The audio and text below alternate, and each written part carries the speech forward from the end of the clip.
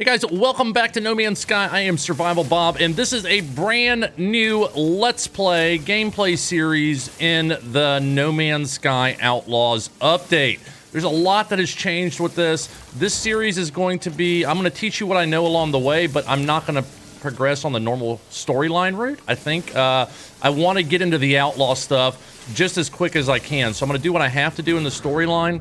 So if you're brand new to this, you may not play exactly the same way I do. I don't recommend it, quite honestly. But I will definitely teach you guys lots of stuff to do along the way. Yeah, I know, hazard protection. I got it. I got it. You're blinking. All right, we got to fix this. Fix our scanner. Done. Hit the C button and look around. Wait a minute. Has that always been like that? I can right button and zoom in without my visor? Guys, did I just learn something that I've never really paid attention to? That's crazy. All right, sodium. All right, once we get the sodium, it will give us a ship marker somewhere. Let's go get some more sodium. Now, if you're starting off for the first time and you see a cave, jump in the cave. It will recharge your hazard protection. It's good to do. I'm on normal mode. I'm not really sweating it because I kind of know what I'm doing. So we'll be fine. We'll be fine. But if this was permadeath, I would definitely be looking for a cave. In that cave, I'd be looking for cobalt so that I could make some batteries and be able to recharge my hazard protection without sodium. Because honestly, that's the key. Is as soon as we can get past charging with sodium and oxygen, when we can make life support gel and batteries, it is so much more efficient. And then get to the point next where you can buy those things. So you're going to want to be collecting several different types of materials when you start. Obviously, sodium is the first thing because that keeps you from dying. You're going to also want oxygen. You're going to want dihydrogen, which is those crystals I was just mining up. Rocks are going to be ferrite dust like this. And you're going to need carbon as well. Those are kind of the main things to worry about. You're going to get some other things, secondary elements and stuff like that. Most of that is really not necessary, especially early game. And don't worry too much about the resources because, the other resources besides what I just said, I should say, because those resources, you can pretty much find them anywhere once you start moving around. Really? Nothing? That's pretty cheap. Now, in these green boxes, you're going to want to grab the rusted metal. You're going to want to keep that because that can be refined once we get access to the refiner into ferrite dust at a 2-to-1 rate. So you'll get 2 ferrite dust for every one of those rusted metals. So we are running over here. Oh, look, there's a cave right there, I think, maybe. We're running over here. This is the Radiant Pillar. It's our starter ship. Good old Radiant Pillar. And we got a message over here. So let's read it and see what it says. Scenario iteration deleted. Boundary separation failure likely. Vessel emptied. Cause sentinel intervention. Deliberate transfer. Analysis, fresh iteration generated, anomaly containment prepared. So we are going to broadcast. Broadcast received. Traveler anomaly detected. So that's what we are, guys. We are a traveler anomaly. The anomaly is compliant. Position logged. System integrity scan initialized. Not going to be compliant for that long, though, guys. I'm putting that out there. So don't get your hopes up for this anomaly. And there's always a little batch of 4 oxygen over here by your starter ship, so make sure you grab it. If you don't see it, just hit your scan button, and it'll get highlighted for you. I'm going to go up here and grab a few more dihydrogen crystals because you need, I think it's 40 or 50 dihydrogen to make a dihydrogen jelly. You're going to need dihydrogen jelly to make life support gel, as well as dihydrogen jelly is going to be used to repair your ship, which we'll get to in just a second. And every now and then, if you're super lucky, you'll get you can get a storm crystal out of this. And storm crystals are worth like 100 grand. So I'm not seeing anything good here, so let's go back. When you see this different kind of vegetation right here, like the pulpy roots is what that was, you can grab that. Now you can eat those, consume those in your inventory tab, and you can get a boost to your hazard protection or your life support. All right, so we're in our ship for the first time. Iteration, blah, blah, blah, online. Atlas connection, intermittent. Launch thrusters, offline. Pulse engines, offline. Everything's offline. I find myself alone in a strange world, unequipped and in danger. I have no memory of how I got here, no sense of a before. But the ship at least seems to recognize me. The controls react to my touch, or at least to that of my exosuit. I'm not dead yet, and this ship is a lifeline to the stars. So let's go ahead and connect our exosuit to the ship. There is a log that is unavailable. Exosuit connected. Suggestion: pilot should perform maintenance. Select desired repair path. So we've only got one path, so let's just fix it. Self-guided repair protocols initiated. Thank you very much. All right, so now it's going to tell us what we need to do. We need to make a hermetic seal and a metal plating. We have the recipe already for metal plating, but we do not have it yet for hermetic seal, so we're going to have to learn that recipe. And the game will send us on a quest to do that here in just a minute. So let's go and look at our exosuit, our ship, and our multi-tool for the first time, really. So inside our exosuit, we've got 3 tabs: General, Technology, and Cargo. You want to put your technology items like jetpack over here just to save space, because that is the only thing that can go in these. Tech can go in either General or Technology, but only Tech can go in Technology. So let's get that over here. Just to save some space. So the pulpy roots, like I mentioned, those will give us a 10% hazard protection bonus. So all 10 of those, if I ate them, would give me 100% hazard protection. So I'm going to hang on to those. If I don't need them, I can always sell them. They're worth about 8,000 units. Going across the tabs, General, Technology, and then Cargo. Cargo is going to give you more storage space on certain items. General items, it's going to be the same, but certain specialty items that you can have a smaller stack size, it's only going to give you, it'll give you more of that. So, remember I said we need the basic elements: oxygen, carbon, ferrite dust, dihydrogen, and sodium. The rusted metal will be able to turn into ferrite dust in the refiner, which we'll make in just a second. So moving over to the starship, we've got the same tabs, General, Technology, and they just added this Cargo tab here. And that gives us more storage space in our ships. This was just added with the Outlaws update. So again, let's go ahead and move these items over here. We cannot move the broken items, so we'll just move those for now. Tritium is what you're going to use to recharge your pulse engines. You can see that this is grayed out and this isn't when you pick it up. That's how you know you can use it there. So we've got that. And then over at our multi-tool, we've got our mining beam and our scanner. Now, if we look over here on a blank space, we can see we have, we know how to make 3 additional things that are not installed here. We know how to make an analysis visor, a bulk caster, and a force field. Personally, I never make the force field. I just haven't really needed it, and there's not a lot of room in the starter multi-tool. The bulk caster is nice, but you don't really need that in the beginning either, so I'm not going to sweat that. What I am going to do is make the analysis visor. Now, it's going to ask me to make this in the storyline here in a few minutes, but let's go ahead and get it. We're going to need more carbon. We've only got 9, so let's jump out. Sitting in the ship that time allowed our hazard protection to fully recharge as well.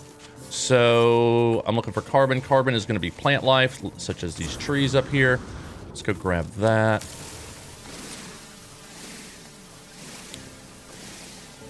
Now, when you're using your mining beam, you'll notice it kind of starts off green and it will heat up and kind of get yellow, and then it will turn red. Now, if you can keep it in the red by just kind of tapping it or bouncing on the beam, you're going to get more resources and you're going to get them faster. If you go all the way like that, then you will overheat. You need carbon as well to recharge your mining beam, so you can do that. Now, if you, for some reason, use up your mining beam before and don't mine carbon in the beginning, you can get carbon, you know, Minecraft style, by just punching a tree. So you come over here, you can punch the tree and get enough carbon to recharge your mining beam. So you don't have to do that anymore, because it kind of sucks. Most things in this game, they have made it so that you cannot get stuck if you know what you're looking for and know what you're doing, okay? So if you feel like you're stuck somewhere, there is a solution out. You just have to kind of be creative a little bit to find it. All right, so we shouldn't have enough carbon now to make a carbon nanotube. I'm gonna make that. We'll take that carbon nanotube, stick it in our analysis visor, and now we can scan things.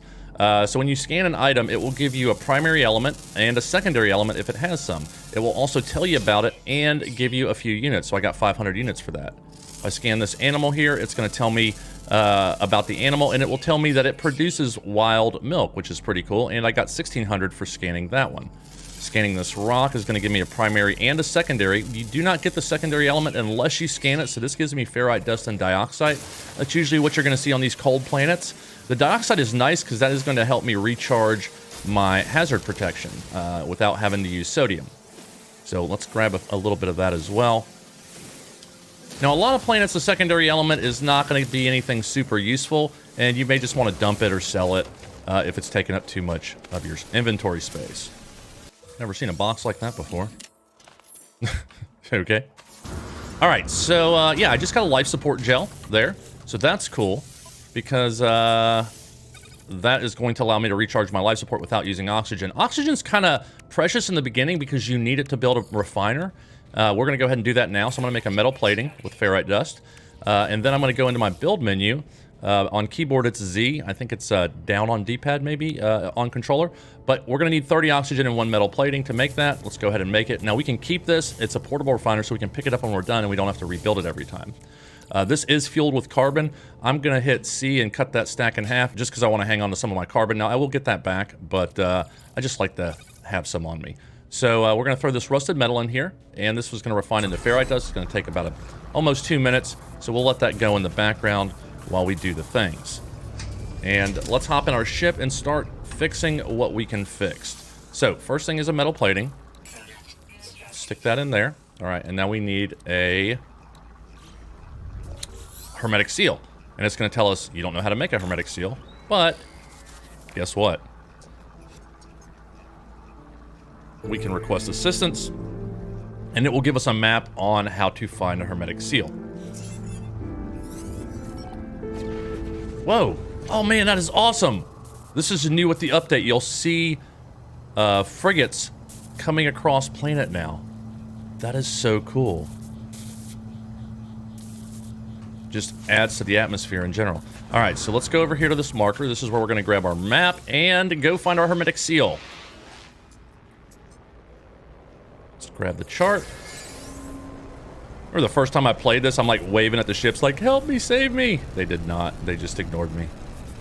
Like this guy will do. Oh man, there's a squid. Holy crap. That is a rare exotic ship right there. And that means there is a squid in this system as the exotic. Any ship you see flying around is going to be available in this system if you can find it. That is epic. Okay, all right, let's grab some more stuff. Getting excited, guys, getting excited. Sorry about that, I'm getting off track. All right, so we're going to grab all of our things and get moving. All right, let's go ahead and throw this in with the rest. It's almost done. We'll throw some more in there. I'm going to stick that in there as well. All right, so now it is time to go get the hermetic seal. So we got the planetary chart out of the beacon. We're going to go ahead and use that chart, and it is going to put a marker on the screen and lead us to a building where we're going to get the hermetic seal. So I'm going to start heading that way. Now, I recommend if this is your first time, you head straight there and don't mess around, because there is going to be a storm that starts about halfway there, okay? You can gather materials along the way, and in normal mode, the storm's going to be, it's not going to kill you, but if you're playing permadeath or survival mode, it can definitely do some damage, so you want to pay attention. Now, I do know some people who just don't want to deal with the elements and that kind of stuff. They will wait the storm out because it is timed. They'll just sit in their ship or sit in the cave or something and wait the storm out.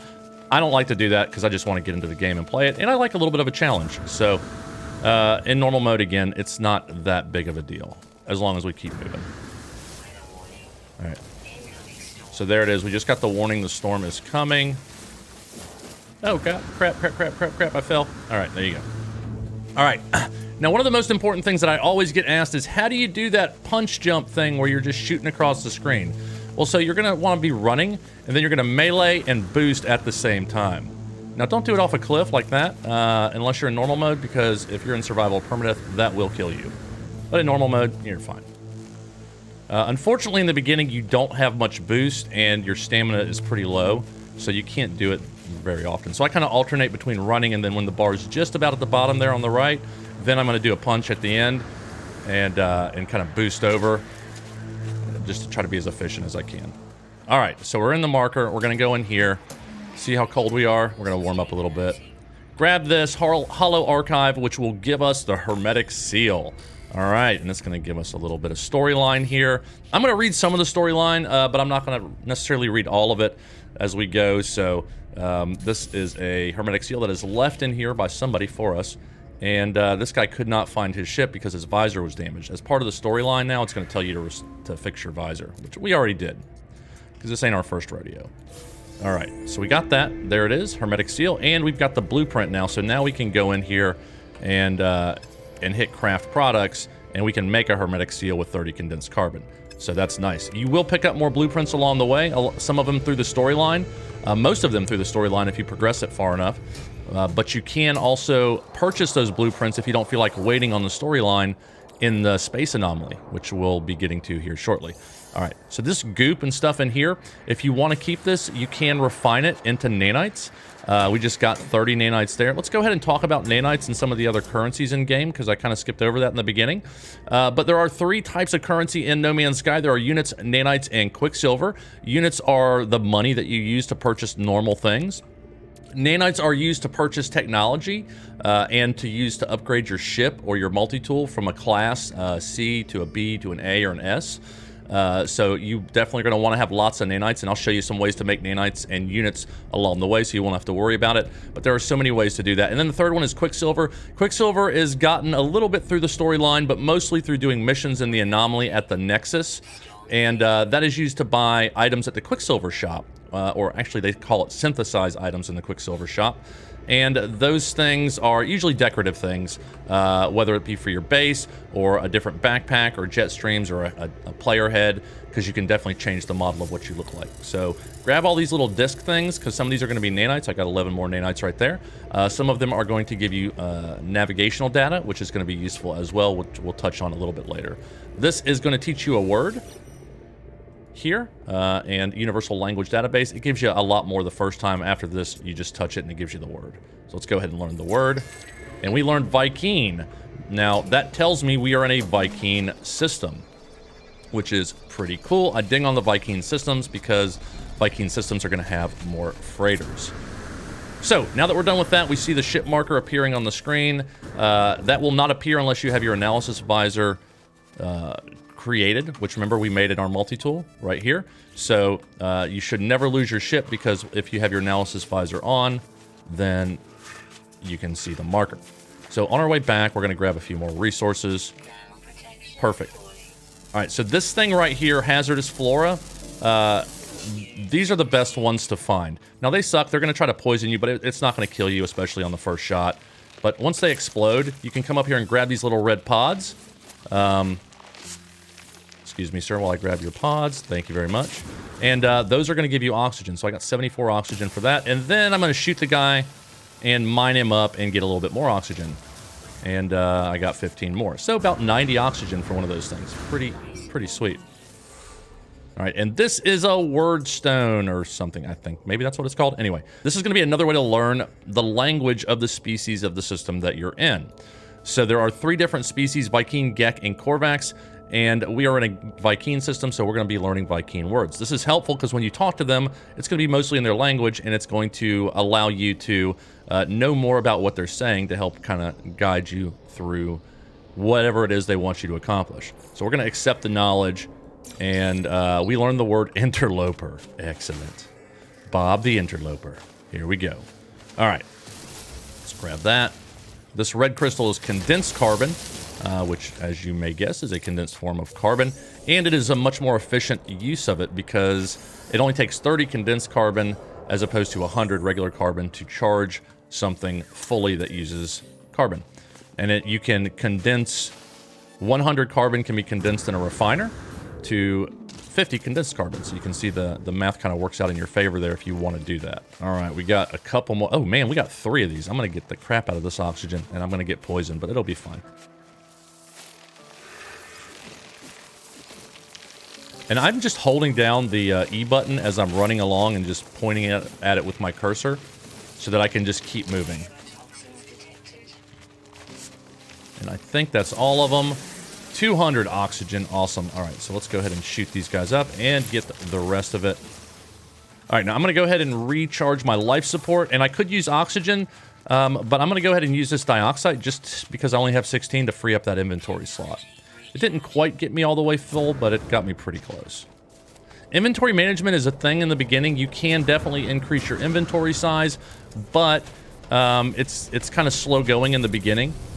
But we'll get to there pretty quick. And with the addition of the cargo slots now in the ships, we've got even more places to store things, which is pretty nice. So the radiant pillar is 15, right? 3, 6, 9, 12, 15, right? 15 plus 4. But now we've actually got 3 extra slots, which is even better. So it's actually 17. So let's go ahead and fix this with the hermetic seal that we went and got. Excellent. So that is, pulse engine is repaired. Now, as soon as we fix our launch thrusters, we'll be able to take off. That's going to take dihydrogen jelly and pure ferrite. Let's jump out of our ship right quick and get some pure ferrite going, which is refined ferrite dust. And we have lots of ferrite dust because we refined all that rusted metal. So let's go ahead and get that turning into pure ferrite. And let's get the launch thrusters fixed with 1 dihydrogen jelly, which we picked up from cargo, but you can create that from the dihydrogen crystals if you haven't, and then the 50 pure ferrite that we just made. So now that is ready to go. Starship repaired, launch system online. So right now we can leave this planet and go do whatever we want, for the most part. But you can stay here, you can mine up some resources if you want to. The first planet is going to be relatively safe. Nothing's going to try to attack you. I'm going to go in this cave real quick and grab some cobalt so that I can make some batteries. You see, in caves, there will always be these stalactites or stalagmites, and there will be cobalt. So this one has a secondary element, so let's see what that is, see if it's something useful. Radon, not really, but we'll grab it anyway and sell it. So I'm going to mine up some cobalt here, just so I can make a few batteries, and then we'll head on out. All right, so cobalt and ferrite dust, 10 cobalt, 5 ferrite dust, super cheap for ion batteries. And what that's going to do is recharge your hazard protection. So let's just make like 5 of those real quick. And then the life support gel is going to be made with dihydrogen and I believe it's carbon. Yeah. So I've got 2 dihydrogen jellies right there. So I went ahead and made 2 more of those just to kind of clear that inventory up. And yeah, now I'm feeling good. I can recharge pretty much anytime I need to. All right, now one other thing about cave, you see this thing above my head? I haven't looked at it directly yet. This is hazardous flora. It is fine until you look directly at it. Now that I'm looking at it, it's going to start pulsing and waking up, and then it will poison me. So shoot it, and it's going to give you oxygen or sodium. Both of those elements are super useful early game. You can also find, on rare occasion, gold or silver in these caves as well, which is nice. Source of money early game. We're going to definitely be needing some money early game. We're going to need a couple hundred pretty quick. A couple 100,000 pretty quick, I should say, in order to get what we need to progress the quest line. So, we got our cobalt. We've got some batteries. Feeling good about where we're at. Let's grab this refiner and get out of here. So let's take that. And then when I grab this, you'll see it will go in my inventory along with the carbon that was left over. So we are good to go. Now we are in our ship. I like to fly in third person personally, and I'm going to hotkey that. So on keyboard you can do that. I'm going to make that Control 9. So that's my hotkey, so I can go in and out of third person easily, because there are some places where it makes sense to be in first person. All right, and now we will take off into the sky.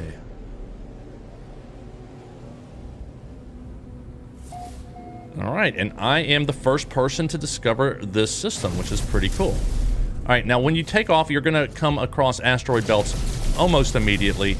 This is one of the mechanics that keeps you from running out of fuel in space, because asteroids are going to have tritium, and tritium is used to fuel your pulse drives, which is how you get around. The asteroids are also going to have gold and silver, which is super useful if you're looking to make some money. So what I normally do is just shoot some rocks for a minute, play asteroids, shoot some rocks until I have at least 100 or 200,000 worth of gold or silver. And that'll only take a couple minutes. So I'm going to do that real quick and I'll bring you back. 77,000 in gold, 18,000.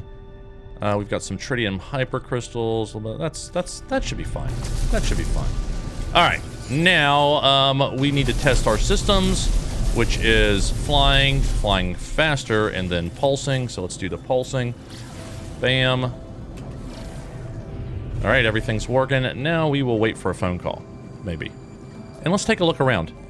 Oh, there's our call. Incoming transmission, source something.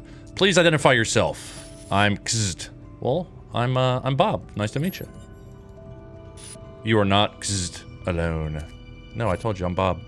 Follow the Kzd. That's very helpful. Thank you. The broadcast ends as strangely as it began. The final piece of the signal appears to be a set of planetary coordinates. So let's input the coordinate data.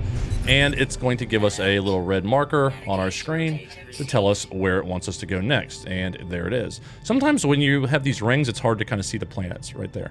So going in first person makes it more easy to find them, makes it easier to find them, because you can see on your little HUD there the planets, and it gives you kind of an elevation if you need to go up or down to find them. So this is an undiscovered planet. We can scan it the same way we scan on planet, and it's going to tell me this is a paradise planet. Oh man, that is super lucky.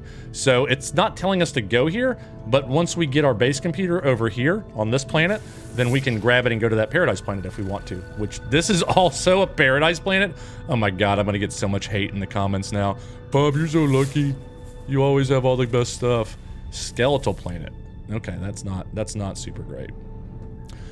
All right, so just kind of look around, see if I see any other planets. No, just 2 paradise planets. You know, that's how I do. That's how I do. That's what happens if you start enough times. Eventually, stuff will work out for you. Now, the other thing is on the map, you see that little diamond between the two planets on the HUD.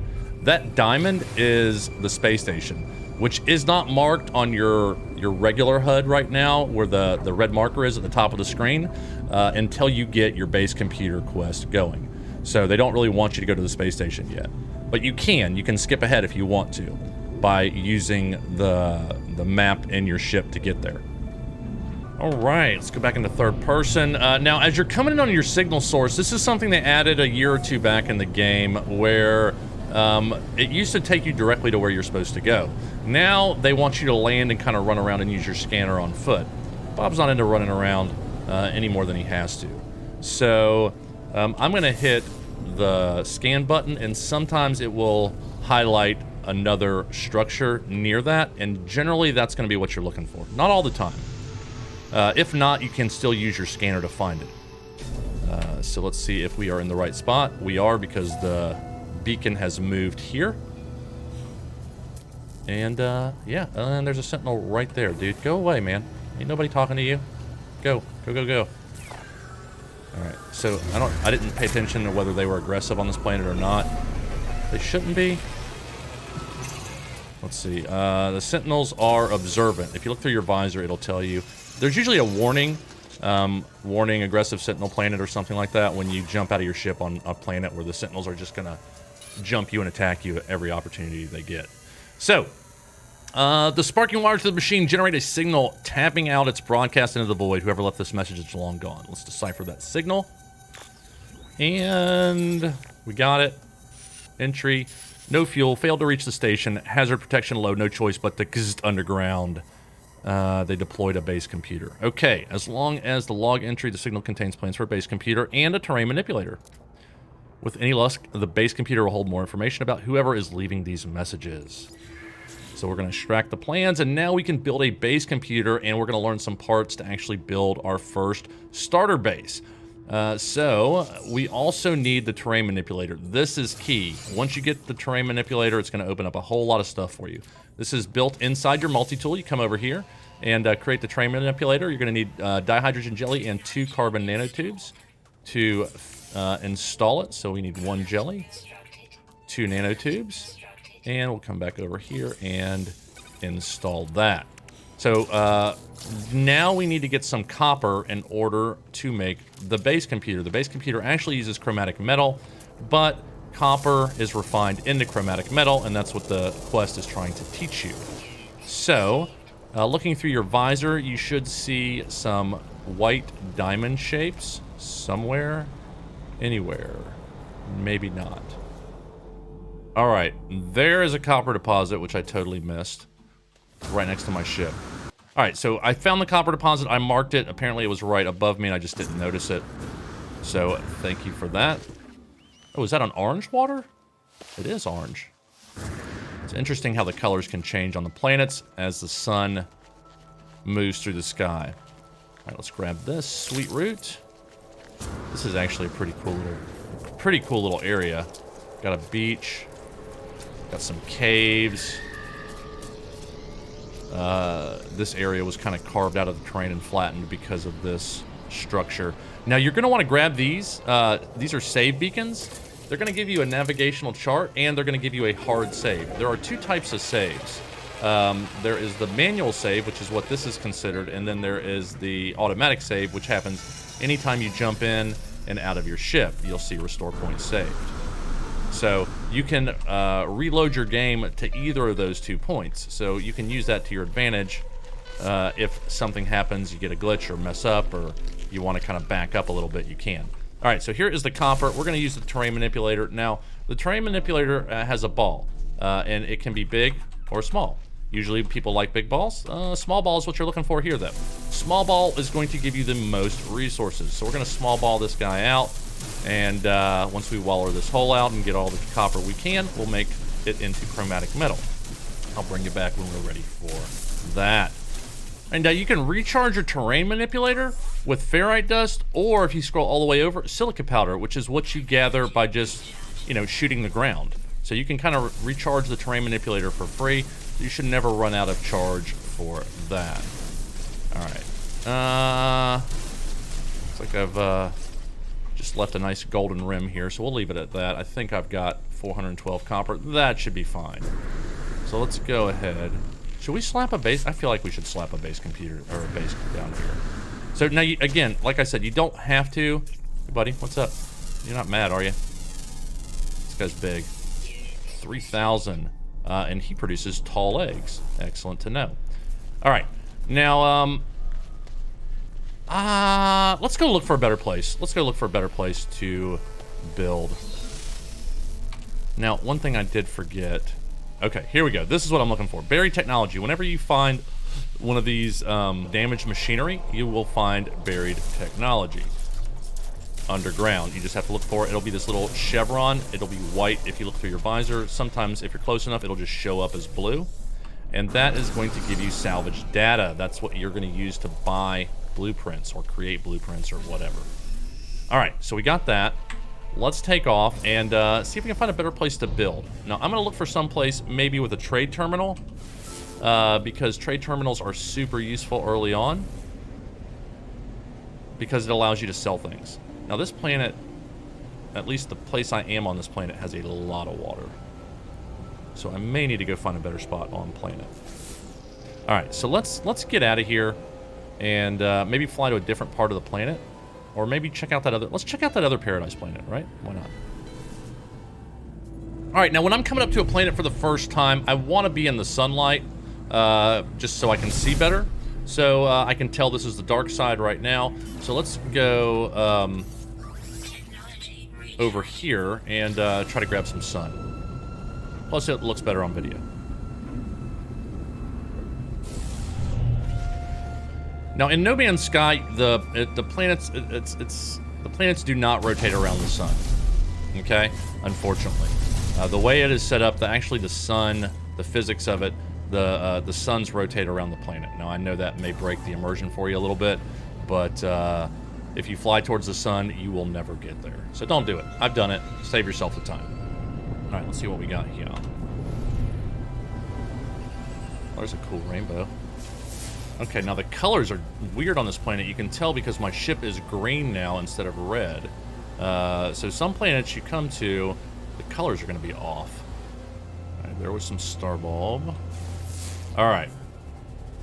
We've got an unknown building here. I've just been kind of flying along, scanning, trying to find something. All right, this is... Okay, this will work. This will get us where we want to go. So let's go ahead and land here. This is a transmission tower, I think is what it's called. They'll tell me in a second if I'm wrong. And this is going to tell us where a mining outpost is. See, now that I get out and the sun's up, it's kind of got more of a normal color to it. But it's a waypoint, excuse me. It's not a transmission tower. It is a waypoint, and the waypoint will show us where a mining outpost is, which will have a trade terminal. And a landing pad, so we'll have free takeoff and landing. Great place to build. Miners settlement detected. And that is only 7 minutes away. Nice. If we were walking, we're not going to walk because, you know, walking's for noobs. We got a ship now. Let's use it. And the marker is still there.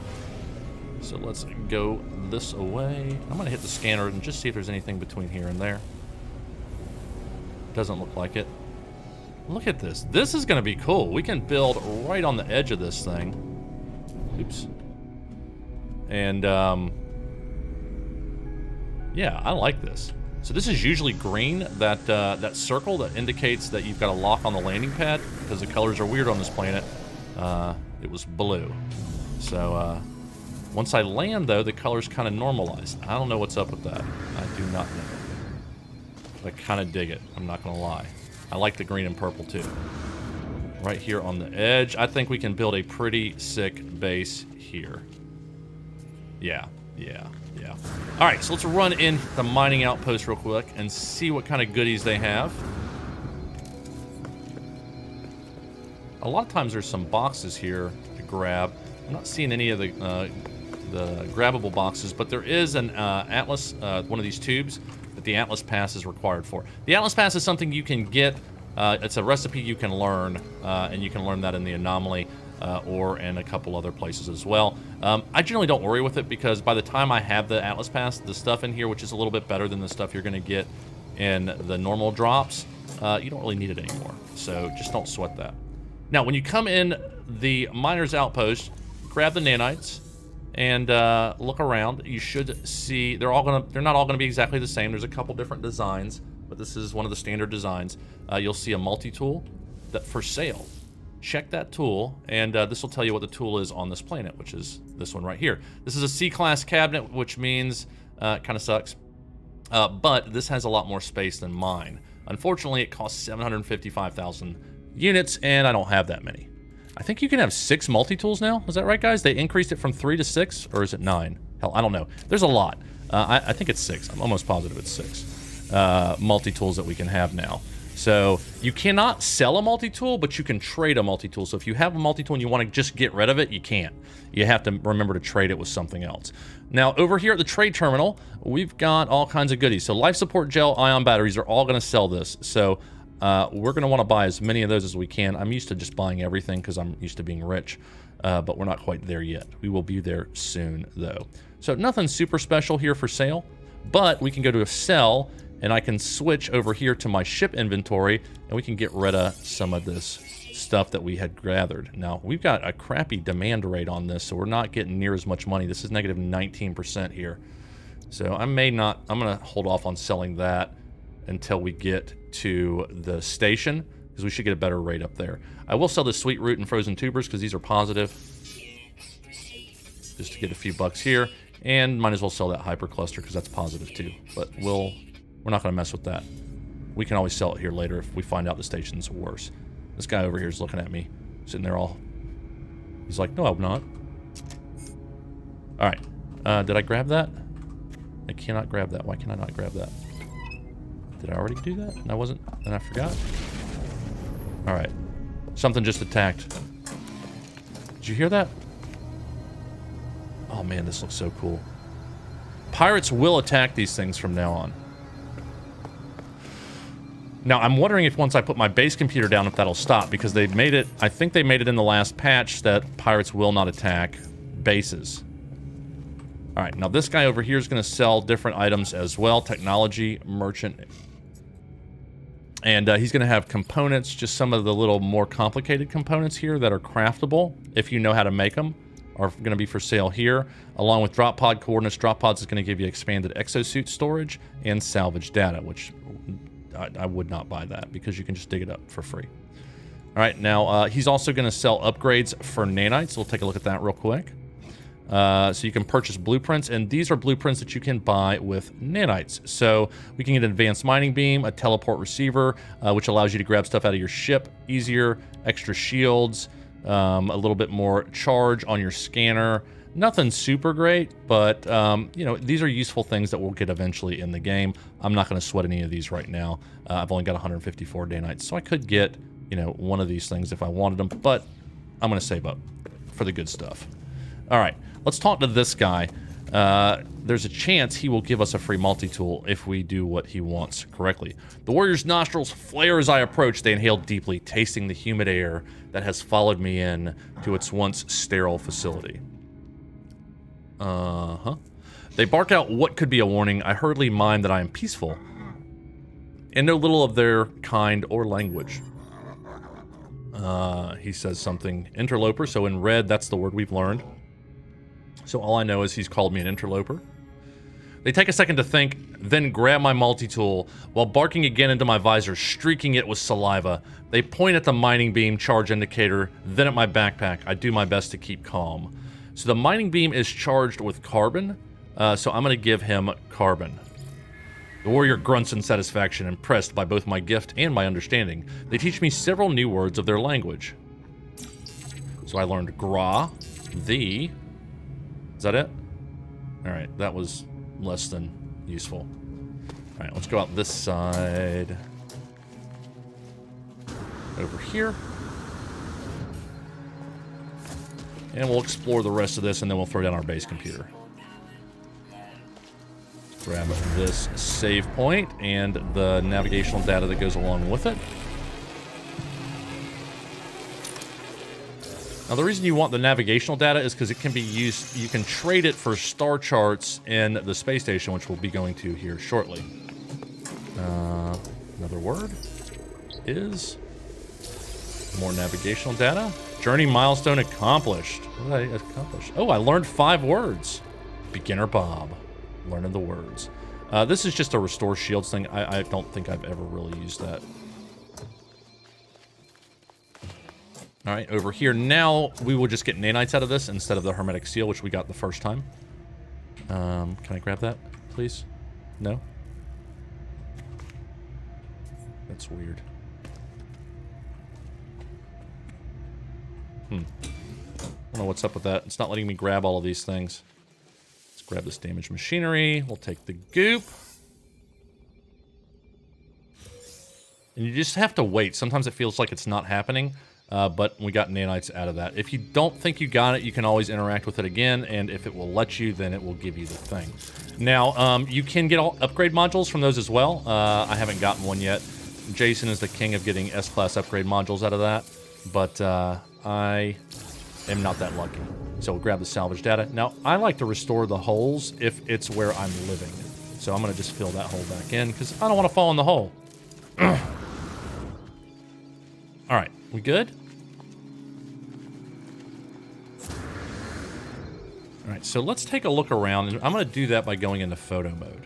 Photo mode will let you kind of look around and survey the land. You can move the sun. You can use this to look for caves early on if you want to. But I'm going to use it to kind of plan out what I want to do with my base. And I think for now, I'm just going to get started with a little basic structure. And I'm probably just going to stick it right here in the middle. Now, we could add on to that.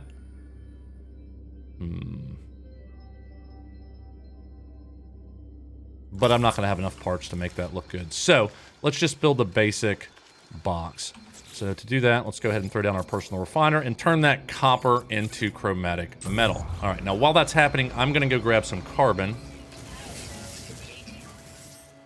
All right, so my life support hit all the way down, and I took a little ding on my my hazard shields at the top. You see that where the 3 pluses are, the white bar above it. It's not that big a deal on normal mode. You can take that hit, then recharge, and that will go back up in a minute or so after, you know, a period of time where you don't take any more damage. So just be careful when that's happening, because you are more vulnerable. And it's going up already. Okay, great. Alright, so now we're going to throw down a base computer. I'm just going to stick it right here. You can move these later, so don't worry about it. It is important where it is placed, because it will affect where your ship comes in when you teleport back here. So you may need to move it around until you get it where your ship's not like inside your building or something crazy like that. So the first time you place it down, it's going to search archives and see if there is a prior claim here, meaning another player base. So if there's not, then you can claim the base, and then you get a specific area that you have building control in, and you can set your permissions in your settings to allow others to build here or not build here, or to edit the terrain or not edit the terrain. So make sure you do pay attention to that, so players don't come along and mess with your stuff. You just come in here to network, and I usually have mine to, so add base parts. I think it must default to anyone. I'm going to go no one. Can delete base parts. no one. Now, if you're playing with your buddy and you guys are building a base together, you're going to want to make this different. So, can edit base terrain, nobody. And I'm going to go ahead and turn off. I'm going to go ahead and enable multiplayer, but I'm going to be invite only. So hopefully nobody can sneak in here on me, but I will be able to see other players if they show up. And then I've got PvP on. You can turn that off if you're worried about it. It's generally not that big a deal in normal mode.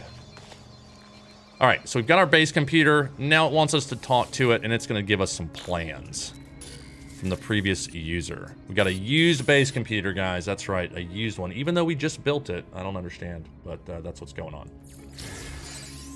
All right.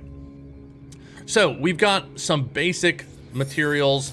We can build us a patented Bob box. So this is all we have to start with. You can definitely learn more materials. Oh, that's totally different. What is that? I have not seen this UI before. Okay, so I'm using my middle mouse. I can move it around. All right, so it is totally different than what I'm used to seeing. All right. Left shift to move it around. All right. So I'm going to go ahead and build right here. And as soon as you start building, you will get a storm. Now, you only have to put down a few parts to actually get credit. You heard it say base computer online. That means I have credit for building a base with just those parts laid down. So that is a base, according to the game. Now, obviously, we're going to want to build more than that. But this is going to tell us what happens next, and it's going to give us the, whatever the hell it's called. Let's see. And now we have the construction research unit. This is going to let us learn some basic technologies that we're going to need to progress the storyline. All right, now the storm is coming. I'm not quite done with my base yet, but I do have the materials to do it, hopefully. I'm going to go into build camera mode and just stick this together real quick.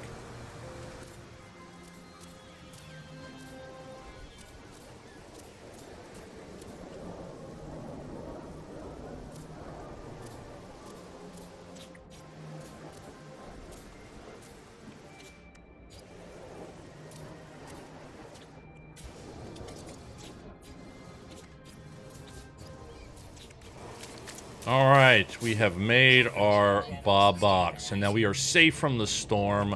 Got a nice little balcony here.